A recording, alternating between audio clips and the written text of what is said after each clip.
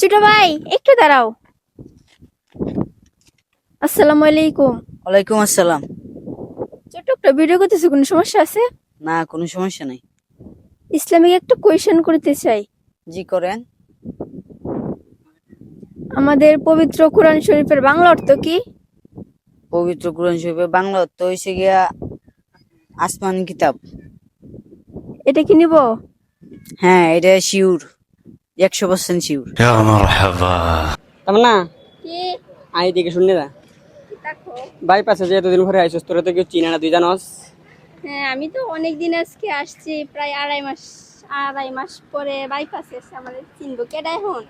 নতুন যে একটা পেজ খুলছস এটার মধ্যে তোর সবাই চিনবো, রবিন ভাই নামে যে একটা পেজ খুলছস, যদি আমার ভিডিও ছাড়ি তাহলে তো অবশ্যই চিনবো। চিনবো?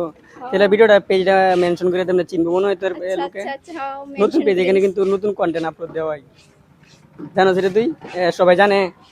সবাই এই পেজটা আচ্ছা, মানে পেজটা আমরা মেনশন দিয়ে দিলাম, mention সবাই দিয়ে আস্তে আস্তে জানতে পারবেন। ভিডিও দেওয়া হয়েছে মাত্র 5টা, ঠিক আছে?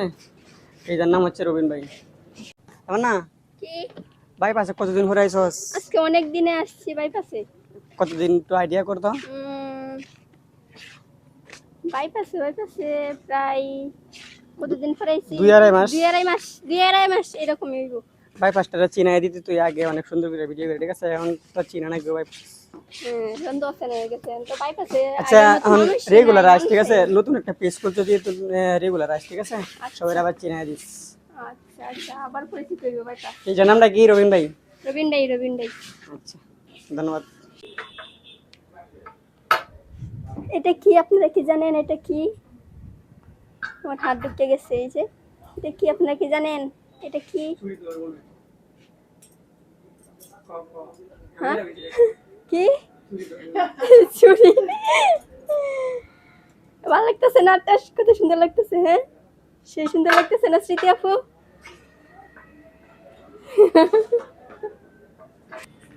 তামন্না, কই গেছিলে? কই গেছিলে? পরীক্ষায়। পরীক্ষা দিতে রস সুন্দর করিয়া? দুঃখের বিষয়, পরীক্ষা তো আর ভালো হয়েছে?